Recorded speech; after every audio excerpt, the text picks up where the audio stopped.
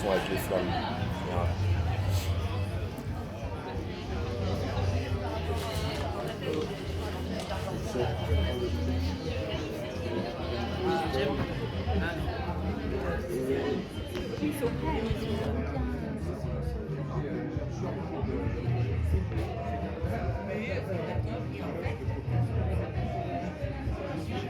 Bonjour.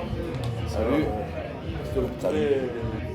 On est deux potes de Metz et puis c'est une expo pour la sortie de nos deux premiers bouquins, un bouquin chacun, le dernier cri.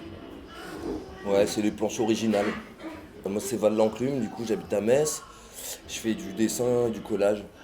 Du collage sur des dessins et du dessin sur des collages. Voilà. Ok, bah moi c'est Raniero, donc du coup j'habite à Metz aussi. Et puis bah, moi je fais du dessin aussi. Et puis il n'y a pas de collage, mais c'est que du dessin du coup pour le coup. Vous connaissez depuis longtemps ou... Ouais, super longtemps, on est super potes Depuis qu'on est ado, ouais. depuis qu'on est C'est du ado. skateboard ensemble. Val du coup il dessine depuis longtemps, moi je m'y suis mis un peu plus tardivement et on s'est rejoint là-dessus, même un peu plus sur le tard et ça a été super cool quoi. Et alors on va y aller, fatalement, cette question comme ça, on la boucle au niveau des inspirations. Vous Ah ouais, avez ouais. deux trucs différents, j'imagine, ou... Bah non, justement, le dernier cri, c'est ce qui nous lie quoi, un peu, parce que tous les artistes qui ont été publiés ici, c'est un peu toutes nos influences qui sont mélangées, c'est pour ça qu'on se rejoint un peu sur le dessin et qu'on s'entend vachement bien là-dessus, quoi. Ouais. Ouais, globalement, c'est ça, ouais. D'accord. Moi, j'aime bien les vieux comics américains, les trucs des années 50. C'est essentiellement ça que je colle, des trucs que je récupère sur des brocantes. Voilà, après, dans les trucs modernes, ouais, le dernier cri, c'est une source d'inspiration, les Moulinex, Charles Burns, des trucs comme ça. Après, moi, je lis aussi beaucoup de BD, donc j'essaye un peu de... Je lis des BD un peu du monde entier, j'essaye de brasser un peu tout ça et de retracer ça un peu dans mon trait, quoi. Maintenant, est-ce que vous voudriez parler je sais pas, d'une pièce en particulier, par exemple les posters Bah ouais, c'est le mieux. Ouais, Ouais, enfin, ouais, les posters, on a fait un poster chacun, du coup, qu'on a imprimé ici. d'accord. Pendant 2 jours, là, c'était super cool. C'est des sérigraphies 4 couleurs, on voulait essayer la semi-automatique du dernier cri, là. Et c'est vraiment cool. Ouais. Bah, ce qui est super, c'est que on a pu bosser avec Paquito et puis du coup on a travaillé un peu sur les colorisations parce qu'ils font des trucs géniaux ici au niveau des colos.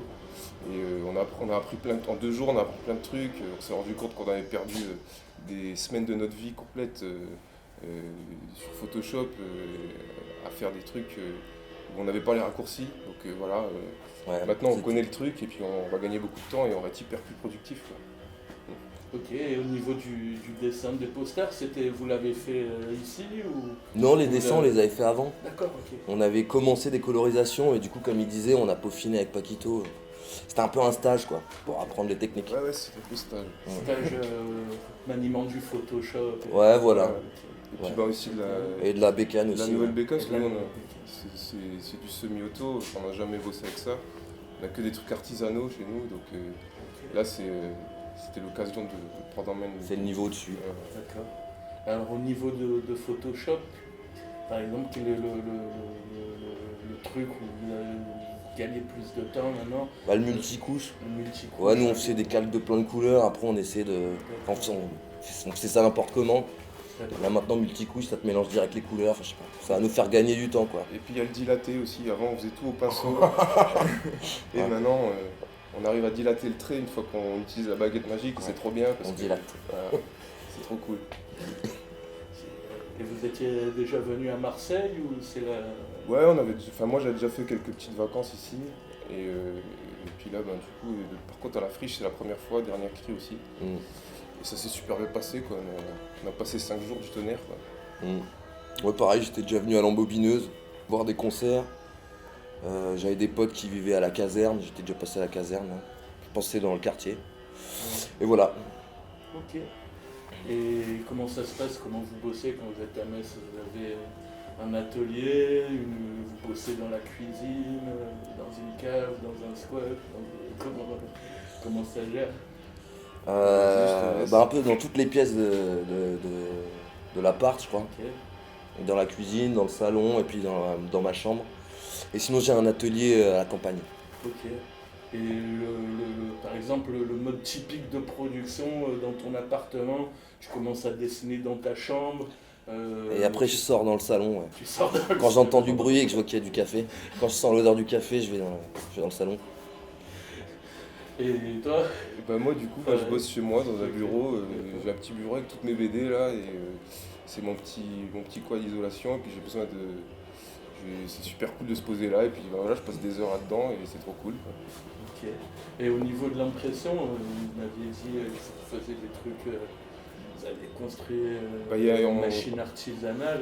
Ouais, bah même c'est pas du tout du même niveau quoi. Enfin, C'est vous qui l'avez construit? Ouais, oui, Alors, en comment- rentrant des plans sur internet, mais c'est. Ok. Enfin, voilà, les cadres on les a récupérés, mais après tout le reste c'est des trucs construits et bancals quoi. Mais ça marche quand même, ça fait. Ouais, ça marche. Ouais. Bah, les charnières elles bougent donc ça fait des trucs un peu. Mais- Ok. Et vous faites un fanzine peut-être aussi des fois où vous sortez des publications. On s'auto-édite, ouais. Ok. Mm. Après on a fait 2-3 salons quoi, après on a, de temps en temps on sort des trucs en sérigraphie, Mm. mais après ça nous arrive aussi de sortir des affiches en numérique, et on essaye de les vendre sur les salons, quoi. Ok. C'est possible de trouver ce que vous éditez, ce que vous imprimez, ou est-ce qu'on peut le trouver en cherchant? Bah, ce qu'on imprime, ça se trouve globalement sur les salons. Et ce qu'on dessine, ça se trouve sur internet. Enfin, ça peut se voir facilement sur internet. D'accord, Moi, j'ai un espèce de Tumblr où je mets tout. d'accord. Et puis voilà. Qu'est-ce qui, on peut avoir le nom du Tumblr parce que c'est d'abord. Ouais, je pense que c'est vallenclume tout attaché .tumblr.com. Ça va être un truc comme ça. Mais je sais pas si c'est tumblr.com/vallenclume ou vallenclume.tumblr. C'est un truc comme ça, mais globalement, je pense que dans Google, si on tape vallenclume et Tumblr, je pense qu'on trouve. Ok. Voilà. Et toi, Ramiro? Bah moi c'est plus Instagram là pour être dans l'air du temps, quoi. D'accord. Même si bon bah, c'est un peu compliqué de communiquer sur les réseaux, enfin je sais pas, moi je suis pas Ouais. à la pointe du truc, je poste des dessins quand j'en fais et puis voilà. Et c'est @Raniero de Rose. Et puis sinon, il y a des petits fanzines qu'on a fait, il y a des boutiques cool à Metz de copains, des disquaires sympas qui s'appellent La Face Cachée. Ah ouais. Et on leur file des fois des petits fanzines qu'on fait ou quoi, et puis ils les vendent pour nous et c'est super sympa. Et 3000 à Metz aussi. Ouais, 3000, c'est. C'est une pote qui a une boutique et qui fait des stickers, mais elle fait des gros stickers là pour les vitrines machin, mais c'est aussi une boutique où on peut choper toutes les productions des mecs de Metz, enfin des mecs et des meufs de Metz. Ok. Vos premiers bouquins, c'est comment c'est, vous pouvez un peu en parler? On peut en parler, ouais. Ah, on va essayer d'en parler.